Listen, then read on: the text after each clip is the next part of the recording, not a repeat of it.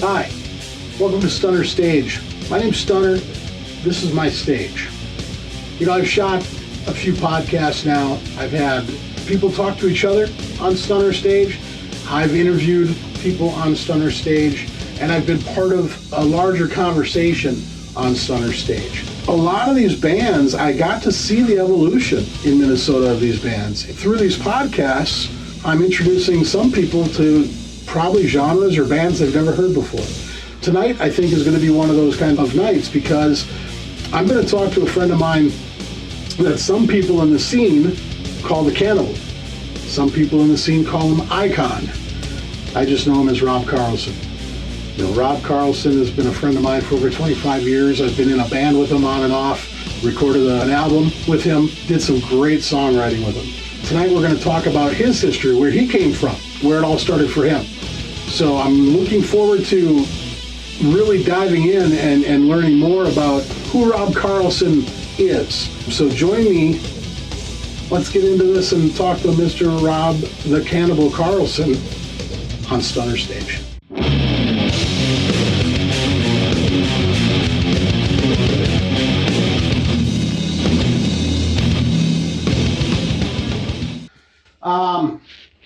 Stunner Stage on tour again at the Shred Den. I'm sitting here with Mr. Rob Carlson, otherwise known as Cannibal Carlson. Yep. Very nice to have you here, sir. Thank you. Or very nice to be here, sir. Thanks for coming out. I appreciate it. Hey, so where did music start for you? How old were you, and what do you remember? What was the first thing you remember about music? First thing I remember that really stood out was riding around in my dad's car. He had a 67 GTX. I was pretty young, probably around 9 or so. And he listened to that old 70s hard rock, Black Sabbath, Deep Purple. And he had AC/DC Dirty Deeds tape. And we were just cruising around North Minneapolis, pumping that tape.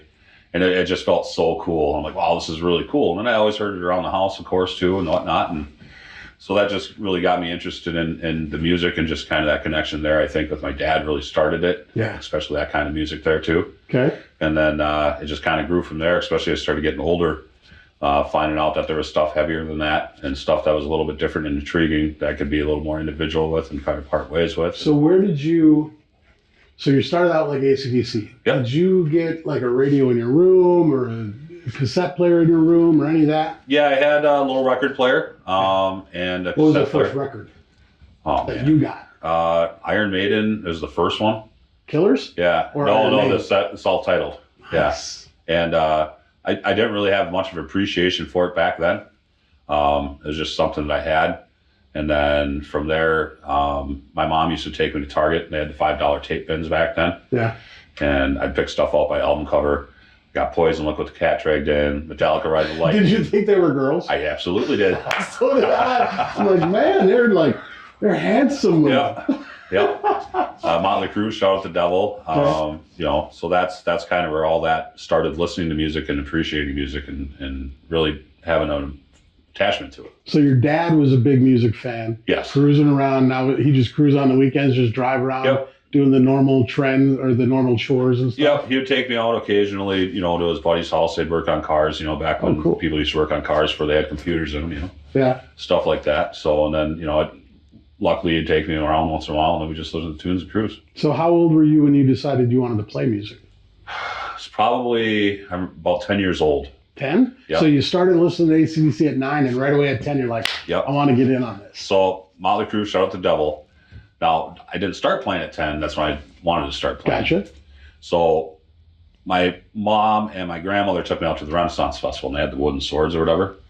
Bought one of those, took it home, drew frets on it, stapled rubber bands to the ends for strings. Oh my God. And I used to make paper tickets for my mom and my grandma to come up, sell them for 50 cents, to come up and watch me play the Motley Crue backing track on this sword. And they used to do it.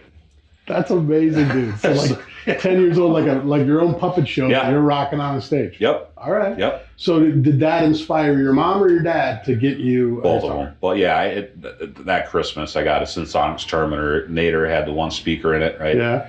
But it was actually a very functional guitar. I mean, you can still find those today and still play music on them. But, it was a cheap Montgomery Ward's basically guitar. Sure. They got to see if you are really interested or it's just a passing fad. Yep. So would you say that was 11 you started playing guitar a little bit? I think so. I think 11 is when I started really like strumming and figuring out the strings. Got a tuning fork from Schmidt Music and learned how to tune off the E and all that. Did you take any lessons at 11?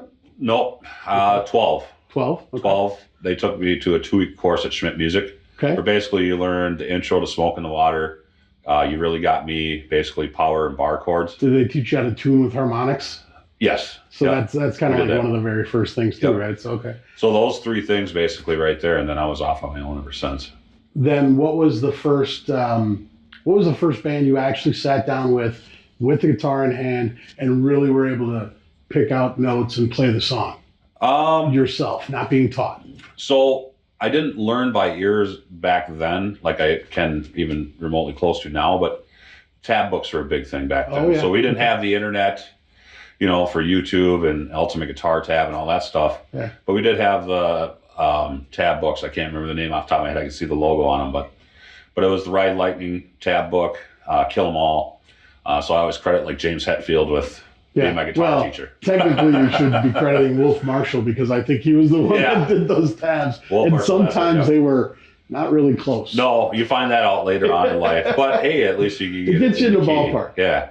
All right, cool. So then after playing guitar, tab books, learning Metallica, yep. all that, what was your very first concert that you went to then?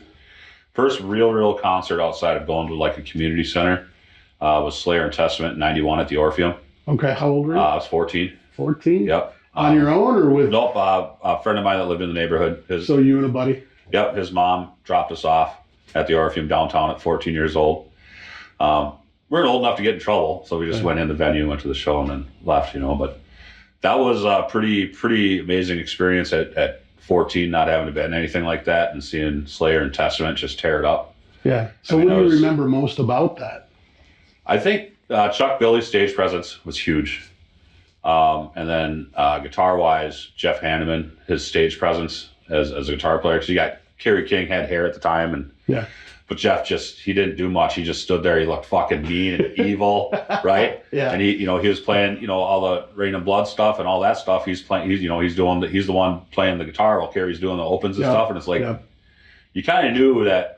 At 14, I don't know who was writing what, but you knew he was like, that dude's playing more riffs than that dude. Right. The other guy's just a nice nail gauntlet. Right. Good job. Yeah. For me, one of my favorites was First Avenue with Slayer and Overkill. Nice. That was mine, and that was the first time I'd ever heard or seen Overkill. Yeah. And when they hit the stage and Bobby Blitz comes flying out from the side of the stage with a split second to get to the microphone before the vocals start, and he hits it and he just starts delivering and belting, I was blown away. Yeah. I went there to see Slayer, but I came away going, I'm going to buy every Overkill album there is tomorrow. Yep. So definitely dig that. What was the first concert that you really had to go see? I mean, that was your first concert. Yeah. But then there's other concerts where it becomes a thing. But then what was the first band where it was like, I can't miss this no matter what? So I would say, it was that same year, because that Slayer Testament show was in January, I think, of 91. So it just turned 91. And then at the end of that year, I started getting into death metal a lot more. And there's this band, Napalm Death and Carcass, that were both from overseas. Mm-hmm. And they were coming in the fall of that year to First Avenue. Yeah. And I was young. I'm I don't know how often these guys are going to come over here. Well, it's a U.S. tour. Right. So it was them, Cathedral, Napalm Death, Carcass, and I can't remember who the other band on it. But I had to go see that at First Avenue. And then pretty much from that point on, I mean, it was just, I'd look out for all the shows that are all ages because I was young then. Yeah. And then 18 plus shows, I was just kind of screwed. And there was not a lot of all ages shows. First Ave would do them, Mirage would do them occasionally. I seen Entombed and Carcass, I think, at an all ages show at Mirage in the early 90s. But really started seeking on a lot of the death metal all ages shows. Because those bands, because you're a generation probably above me. Yeah, just a little bit. So Slayer and Testament, when I was seeing them, they were playing, the Orpheum or bigger stages and stuff like that. They weren't playing the clubs anymore, when you seen them, Right. So, God, I was just going to go down this path too. You kind of. Sorry. No, that's good. That's the whole idea here. So basically, you're, like you had mentioned, you're kind of a generation under me. Did you have music stores? I mean, you mentioned going to Target to get a cassettes. I mean, did you? Because for me, when I was like 15, 16, every Saturday we would hit Northern Lights and we'd stay there damn near all day. Yep.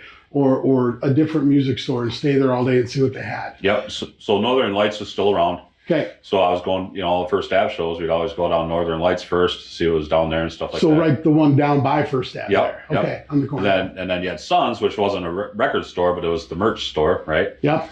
And then around the cities here, you had Tidal Wave, which is they always had a big selection of metal. Were you into it when Rockheads existed over in St. Paul?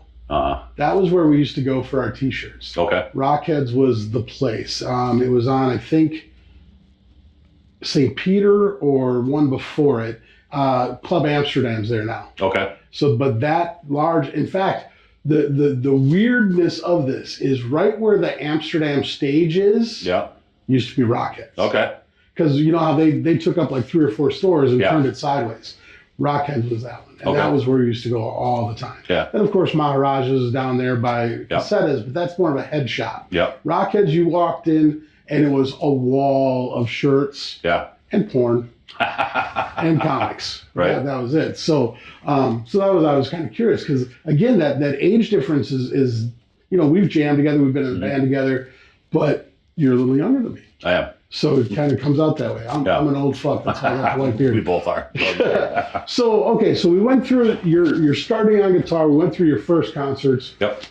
Coming up, when you're actually starting to play in bands and you're starting to play out in the clubs, who were your heroes? Who were the ones you looked up to said, I can do that. I want to do that. I got to hang out with them and find out how they're doing that. Yeah. So Sick was a big local band. Eric Freitag, Blake Hurlbert. Not to be confused with Six, No. but Sick, S-I-C. Yep. Same thing. Yep. But we used to watch them play a lot because they were that kind of thrash into the kind of the death metal thing, crossover thing. It's funny because Blake and Freitag used to both live in Crystal. I worked at a pizza place, Godfather's. They'd come in, I'd give them free pizza. Oh, nice. Stuff like that. But I never seen them play like a bigger show or anything like that until I seen Avalanche open up for Overkill.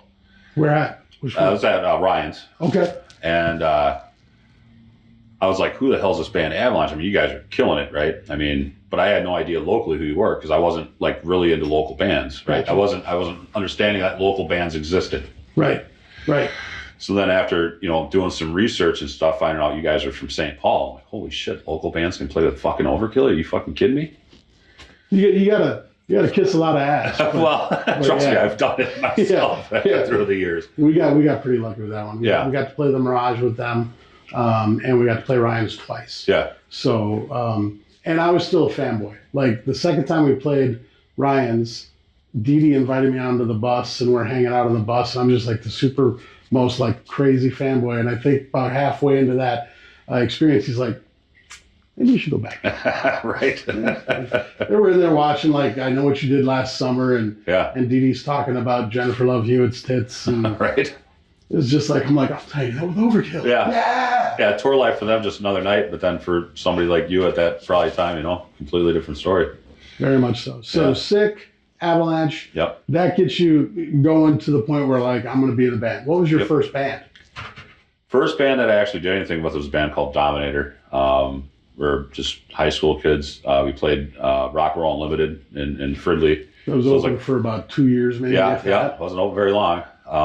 But so that was my first real taste of outside of playing like a house party or something like that. Yeah. And you just get that itch, I was like, I want to do this again. I mean, we sucked. We train wrecked. I think we only got like 4 songs in. Oh, really? Yeah, it was bad. But I didn't care. You got to learn. It was like first real stage experience, What kind of crowd you have? There's probably like 15 people out there. That's still wasn't a lot. It was an all ages kind of venue, Yeah. They're like kids come in and play. But no, I really got the itch. And I mean, it was a long time. I think it was a good 5 years before I actually played like a real venue again besides house parties. But that was my first taste of a stage. So was the next one then Unearth? Yep. Okay. How did that band come about, and how did you get Sharky's Underground and all of that kind of stuff going? Pete Fallingstead, who was the other guitar player, him and I grew up together. Actually started teaching him how to play guitar when we were pretty young. And then Rick Stallkamp and Ken Coy were in a band called 21st Century Sin, Yep. which were pretty good, kind of on the edge of technical death metal almost a little bit. And they kind of already had like club connections. So we wrote a set, and actually Rick Stallkamp's the one that got us that show at Sharky's. Okay. So that was kind of our first show there, and I think that was June of 2000, something like that. Yeah, because we met shortly after that, I think. So Yeah. how many shows did Unearth play? 2 or 3, I think. Really? Yeah. I always felt like that was a bigger experience than it was. No. Because that was like my entry point into you and Yep. Ken Yep. was Unearth. Yep. Wow. Okay. And then we did our thing in like 2001, I believe. Yeah, I think we connected in the end of 2000, because we released we released the 3-song EP of 2001, released that. So That was the one we recorded at Grace Point's little studio house thing with Lonnie. Lonnie, yeah. That was some old stuff. I remember my daughter playing Nintendo while we were trying to record. Good stuff. Okay, so we got there. So tell me now, you've had 15, 20 bands by now. It's not that many. It's pretty dang close. Obviously, with the lovely hat on your head, we know where your heart is. Yes, definitely. But other than Glutton for Punishment, what were some of your favorite projects you were in? I'm gonna go from the bottom up, not bottom up, I should say bottom, but somebody wouldn't assume this of me, but Rip Snorter was huge for me. Oh, I know that. Because it was something that I didn't grow up with. It was different, but it had the aggression of metal and attitude. Yeah. But it was punk rock. And the guys were the coolest guys, Jamie, Jay, and Andy. It was completely out of my element, but I loved playing it. The music was fun. Jamie's a great vocalist. We all got along really well. I did that for 12 years consistently, and then I had to leave and move for work for a couple of years, and then rejoined the band just a couple of years ago on guitar. We've done some recordings since, but that's probably one that I really, really dig. And then, of course, our project Tempestuous, which was a collaboration. I think it was the most collaborative that I've been in a band. Like, for example, Rip Snorter, I got to write 2 songs on like 3 albums, right? Yeah. Glutton, I pretty much write everything. But the Tempestuous thing was a nice collaboration, I think, where we bounced a lot of things off of each other. So I think that's what was really cool is building off each other's ideas. We always said that we wrote really well together. Yeah, we did. I thought so. It was always smooth. It was always great. Yep. I think the only thing in Tempestuous that shied me away was I was never in a band where there was an official leader. Right. And you were the leader. I don't. Want to but say it was. But anyway. Yeah. So give me some of your other stuff. That's another podcast. Yeah. Give me some of your other stuff. And then obviously I got 2 more that I'd like to mention would be the Krog stuff. And Krog was a different animal because he looked at death metal differently than I did, because he was more into like the bolt thrower and stuff like that, which is definitely played differently than what I'm used to or listening to. Mm-hmm. And him just being such a great guy and a really good friend. Him and I had a lot in common outside of music, which we really connected on. And then, helping him build his vision. Brian was an awesome dude. Yeah. I mean, I knew him for 30 plus years. Yep. I knew him when he had hair on his head. Yeah. Right. Just such an amazing guy. And it's sad that happened, but I'm glad that you got a chance to know him and write with him and be in a band with him. So that was really cool. And then, of course, Glutton's kind of my baby. I mean, you kind of on our Glutton recording back in 2003, we recorded some tracks when we were trying to get something off the ground, and I didn't know what I wanted to do with it at the time, but that's kind of my vision as far as it's a lot of fast thrash combined to low tuning death metal without the gurgly vocals. I think our vocalists on all 3 albums, there's a little gurgle here and there, but it's more of a low scream, which I like. So it kind of stands out a little bit more. But that's definitely my baby, my main focus. Very cool, man. Very cool. How many albums does Glutton have now? We have 3 full lengths, 2 EPs, and 2 live albums out. And then we're working on our 4th full length now. You should just buy in to that studio. Right. And be like a partner, because you're there every 6 months. We discussed that, but I had a couple other things on the table. So we've gone through your entire history up to and including some of these great bands. Give me 2 huge rock star type stories from you on the road with these bands. What is most memorable? Because when I talk to musicians, we always talk about the road and what the hell happened when we played this place or that place. Yeah, I got probably 2 stories, and they came up on the same tour. Incinerate was kind enough to take us out on the road, Glutton for Punishment. Yeah. I think it was 2019. And it was just a Midwest run for, a week, 7 days, whatever it was. And one of the stories, and I'm a pretty mellow guy typically, so I'm not involved in any of these stories being the crazy guy, but Juan was our lead guitar player at the time for Glutton. And the Milwaukee stop, and he's a pretty mellow guy too, but he just got completely obliterated. But we didn't know how bad he was. Me, Al, and Blake went to go get something to eat at Applebee's, came back, and he's in the back of an Incinerate's van. Jesse's just pissed and irritated because he's driving, and he's waiting for us to come back. And Juan's yelling at the van, "You guys are fucking fired. Fuck Glutton for Punishment. This is my new fucking band." She had to be there to see it, but man, that one stands out because you never see Juan. Like, you'd have to know Juan to see that's like so out of character for him, but it's so funny. He was laughing, and there's the irritation on Jesse's face. Yeah, just made it all worth it. And so on that same tour, as the last date, we were playing in Chicago, and we were playing with a band called Kill Everything from Texas, a kind of a bigger death metal band. Incinerate, Glutton, I can't remember who the other band on was it, but it's Chicago, and we're playing at this place. And they got all glass windows out front, so you can see everything on the street from the stage. Gotcha. And we go on, Incinerate goes on, and all of a sudden an ambulance pulls up in front, right? And Jesse's up there, gets through the song. He's like, "Yeah, fucking Chicago, blah, blah, blah, blah, shit, this is what you get when you come to Chicago." Ambulance takes off, they finish their set. Turns out the ambulance is there to pick up the bass player from Kill Everything from having a heart attack. Oh my God. I had no idea. So that band didn't play that night? They did, without the bass player. Without the bass player. Yeah. Well, it's death metal, so Yeah. you just tune down to A and you call And it the band's a day. called Kill Everything, so. Hopefully it wasn't from Texas. Yeah. Oh my God, dude. So those, you know me, John, I don't get too out of hand with anything. No, you're the only thing that I ever, when we'd be at practice, it was like, okay, he's on the phone doing work again. Yeah. Can we play a song yet? Give me 5. Yeah. On the phone working. Yeah. I got other people taking those calls now. Oh, there you go. I do remember one time he was extremely upset with me and yelled at Jess because I had Jess driving to practice. My cousin had graduated from college. I was into, the backyard party or whatever. I was drinking Jello shots all day. And I think we were practicing at the place on Butler. And I came down, passed out in front of the tree, and my eyes barely open. And Jess, why'd you fucking bring him here? Oh my God, that was like early days. Yeah. And I got hostile? Yeah. Oh, that's hilarious. Yeah. I don't think we had any crazy stories when we played any shows. We did play a lot of shows. We played a few.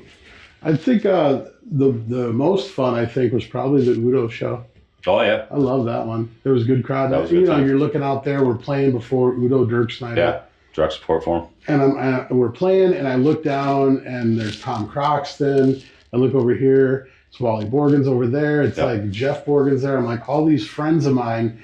And I didn't know they were going to be there that night. Right. But we're playing, and all of a sudden they're just like, throughout the audience. That was pretty cool. Yeah, it was a really great show. That was a fun one. Yeah. We didn't do, we played a few here and a few there. We really played a bunch as a 3-piece back in the day. Yeah, we did. And then we finally put a band together to do this album, and we played maybe 3 or 4 shows with that band. And yeah, I think we did 2 at Lee's, the Udo show. Did we do one at the Caboose or not? We did do one we did 2 at the Caboose. We did Prong show. I think we did one other one there too. Yeah. So we got a couple in. It was good stuff. Yep. So the Shred Den, tell me how this came about. You've always been a guitar guy, and you've always had like 70 or 80 guitars in your house. Yep. So what made you decide to open a store? It's always been kind of in my mind probably over the last 5 years. I was actually in talks a couple years ago, loose talks with another guitar shop on the other side of town about buying in and open up something on this side of town. I think our ideas are just a little bit different, so it didn't work out. Fast forward a couple years later, the company that I'm with now, my partner and I bought this building that we're in. And it was like, well, it's now or never. I have the time a little bit to, if I want to make it a hobby shop and I don't have to focus on it as being the main source of income, I think it makes this work and have some fun. Yeah. So I started out with just a little bit of my personal inventory, then reached out to BC Rich, Dean, Legion, Vader, and all those guys, and to become a dealer for them, and it worked out. Now, how do you reach out to these companies? Is it just an email to the contact us on their website? Yeah, that you got to show that you have a storefront. That's the main thing is you have to have. I mean, I had to send pictures of BC Rich during the construction of getting it painted and putting up the wall hangers and all that stuff to make sure that I actually had a store. Okay, all right. And I had to send them all the paperwork, but I had to write a lease to myself, basically. Show them that it's a storefront. Yeah. So that's usually the main thing. There's a whole debate with Condor Guitars, who's in Wisconsin, closed down a storefront and then lost his dealership with ESP, and he got all salty, sued him, and lost. But yeah, the storefront's a huge thing. So like everybody sells on their website now direct too, like Fender, Right. Gibson, and BC Rich even. So Yeah. like if you don't have a storefront where people can come in and look at it, anybody can sell on Reverb nowadays. So what is you've got some, it's not the Guitar Center's collection. It's not the Schmidt Music collection. These guitars are great guitars. Yeah, it's a Do you have niche a shop. quality level that it has to be for you to even look twice at it? Yeah, it's a niche shop for sure. I want it to be the mid to high level, and I focus towards metal. Yeah. I want cool guitars in here. I want pointy guitars. Pointy guitars. We do consignments, too. I mean, I'll put anything in here if there's a market for it. But yeah, I definitely want stuff catering to metal guys, Mesas and EVHs and high gain Soldano's, diesels and stuff like that for amps, because we got amps too. And then BC Rich and Dean, and BC Rich has really made a turnaround in the last 3-4 years anyway. Yeah. So that's another thing too. I decided I didn't want to compete too much with that other shop on the other side of town. So I carry stuff they don't, which is Dean and BC Rich and Legion. So. I'm still waiting for you to open up the bass cage next door. I got bases on the other side of the lawn. You got a couple over here, a couple nice ones. I don't see any Fender piece though. No. So, but no, it was just we were driving down 81, my wife and I, and she's like, "If you want to do it, now's the time." She's like, "You got the space." And I talked to my partner. I said, "Can I take that suite?" Because we got 3 storefronts out front here. I said, "Yeah." So I just took a shot and rolled the dice. And it looks like it's doing well for you, man. Yeah, it's March will be 1 year, March 2nd. Congratulations, sir. Thank you. What else is going on? It's pretty much it, man. Just trying to focus on the music, writing the next Glutton album, and trying to keep the shop going. And Is Glutton the only thing you got going right now? Die Hardcore, which Yep. is kind of a thrash punk thing, crossover hardcore. Not too much focus on that, but it's funny because when I started that band with Jay, I said if I do this, I want to write riffs like I did when I was 14, which is what we did. Okay. So we recorded an album, 8 songs, and one of the songs on there is actually one that I wrote when I was 14.